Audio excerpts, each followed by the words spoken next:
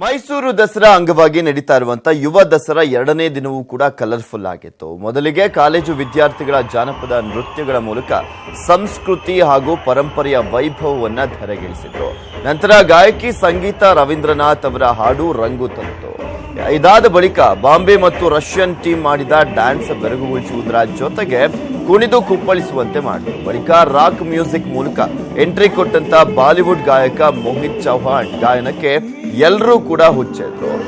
ಸಮೂಹ ಕುಣಿದು ಕುಪ್ಪಳಿಸಿದ್ದು ಮೋಹಿತ್ ಅವರ ರೊಮ್ಯಾಂಟಿಕ್ ಹಾಡನ್ನ ಜನ ತಲೆದೂಗಿಸಿ ಆನಂದಿಸಿದ್ರು.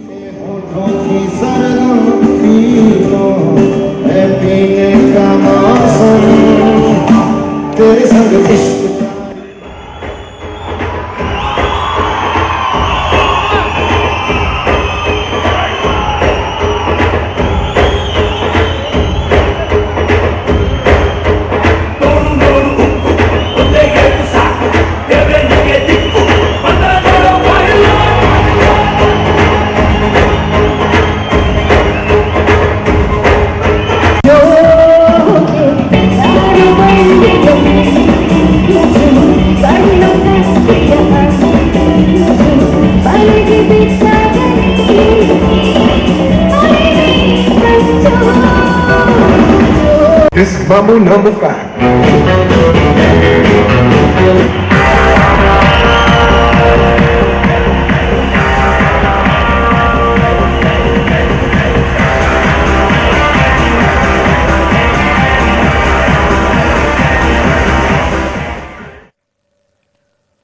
ಮಂಡ್ಯ ಜಿಲ್ಲೆಯ ಶ್ರೀರಂಗಪಟ್ಟಣ ದಸರಾನೂ ಕೂಡ ಕಲರ್ಫುಲ್ ಆಗಿದೆ. ಕೆಆರ್ಎಸ್ ಬೃಂದಾವನದಲ್ಲಿ ಫಲಪುಷ್ಪ ಪ್ರದರ್ಶನ ನಡೀತಾ ಇದೆ.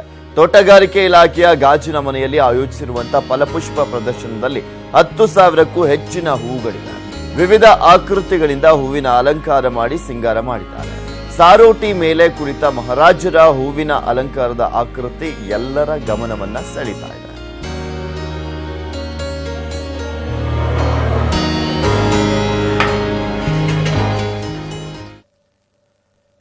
ಗುಜರಾತಿಗಳ ಗಾರ್ಬಾ ನೃತ್ಯಕ್ಕೆ ಪ್ರಧಾನಿ ಮೋದಿ ತಲೆದೂಗಿದ್ದಾರೆ. ನವರಾತ್ರಿ ಅಂಗವಾಗಿ ಗುಜರಾತ್ ಅಹಮದಾಬಾದ್ನಲ್ಲಿರುವಂತಹ ಜಿಎಂಡಿಸಿ ಮೈದಾನದಲ್ಲಿ ಆಯೋಜಿಸಿದ್ದ ಬೃಹತ್ ನವರಾತ್ರಿ ಕಾರ್ಯಕ್ರಮದಲ್ಲಿ ಪ್ರಧಾನಿ ಭಾಗಿಯಾದರು.